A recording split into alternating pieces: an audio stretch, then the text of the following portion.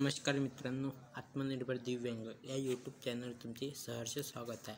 आज आपण बघत आहे मुख्यमंत्री माझी लाडकी बहीण योजनेमध्ये मुदतवाढ झालेली आहे आणि खूप मोठा बदल झालेला आहे। तेच आता आपण बघणार आहे। बदल कोणकोणते झाले? सदर योजनेसाठी मुदत 31 ऑगस्ट 2024 पर्यंत हा फॉर्मची भरणा झाला। कुटुंबातील 5 एकर शेती अट वगळली।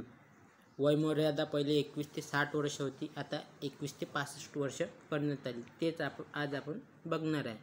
तर तुम्ही बघू शकता, मुख्यमंत्री माझी लाडकी बहीण या योजनेच्या संदर्भात निवेदन करू इच्छितो। सदर म्हणजे 1 नंबरचा आहे। सदर योजनेत अर्ज करण्याची मुदत दिनांक 1 जुलै 2024 ते 15 जुलै 2024 पर्यंत ठेवण्यात आली होती। या मर्यादेत सुधारणा करण्यात येत असून आता सदर मुदत 2 महिने ठेवण्यात येत असून ती मुदत 31 ऑगस्ट 2024 पर्यंत लाभार्थी महिलांना अर्ज करता येईल। तसेच 31 ऑगस्ट 2024 पर्यंत अर्ज करण्यात आलेल्या लाभार्थी महिलांना दिनांक 1 जुलै 2024 पासून दर महिना 1500 रुपये आर्थिक लाभ देण्यात येईल। म्हणजे तुम्ही बघू शकता मित्रांनो, आता जी महिला आहे त्या महिलेला वाढ झाली आहे। पहिले 15 जुलैपर्यंतच फॉर्म भरणं होतं, पण आता तेच फॉर्म 31 ऑगस्टपर्यंत वाढ झालेला आहे। म्हणजे तुम्हाला आता 2 महिने मिळणार आहे। 2 नंबरचा आहे, या योजनेच्या पात्रतेमध्ये अधिवास प्रमाणपत्र आवश्यक असल्याचे नमूद करण्यात आले होते।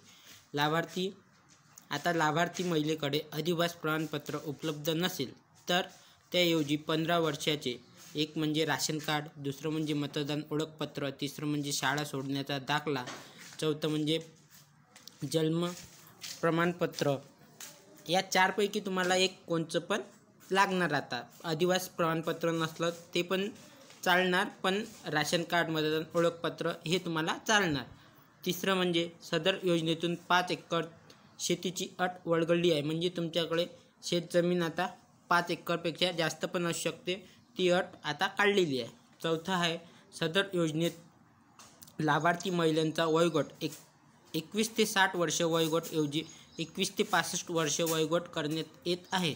आता तुम्ही बघू शकता, पहिले महिलेचे वय यामध्ये 21 ते 60 वर्ष होते, पण त्याऐवजी आता 21 ते 65 वर्ष असे करण्यात आले आहे।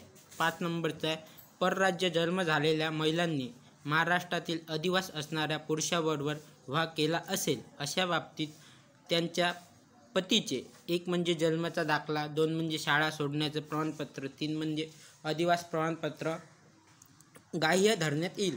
म्हणजे ज्याकडे राशन कार्ड पिवळे किंवा केशरी असेल राशन कार्ड, त्यामध्ये पण तुम्हाला आता सूट देण्यात आहे। म्हणजे तुम्ही उत्पन्नाचा दाखला न लावता आता जर तुम्ही कंट्रोलचं म्हणजे राशन कार्डची झेरॉक्स लावली ते पण चालणार।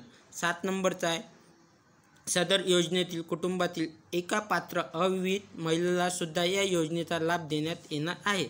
आता तुम्ही बघू शकता, 7 नंबरचा आहे, सदर योजनेतील कुटुंबाला एका पात्र अविवाहित महिलेला, म्हणजे ते महिला घटस्फोट असणार, तिला पण या योजनेचा लाभ देण्यात येत आहे। आणि मित्रांनो, हा होता मुख्यमंत्री माझी लाडकी बहीण योजनेतला खूप मोठा बदल होता। आता तुम्ही बघू शकता, आणि तुम्ही असेच व्हिडिओ पाहण्यासाठी या चॅनलला लाईक, शेअर, सबस्क्राईब करा। धन्यवाद मित्रांनो।